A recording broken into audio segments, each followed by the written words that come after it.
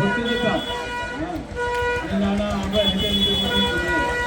কারণ দেখতে পাচ্ছি যে নিজের মতন চলতে গিয়ে যে কি অবস্থা, হ্যাঁ, 4 চাকার গাড়ি চলে যাবে কিন্তু একটা মানুষ যেতে পারে, এরকম ধরনের পরিস্থিতি ছিল।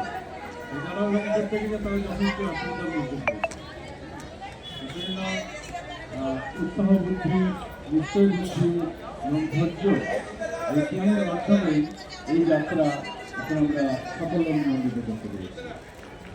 তো সমস্ত ভক্তদের কাছে অনুরোধ, আপনারা যখন এই যাত্রায় আসবেন, প্রথম লক্ষণের বিষয় হচ্ছে আমি কি আমার শরীরকে নিয়ে চলতে পারবো, এটা প্রথম বুদ্ধি করা উচিত।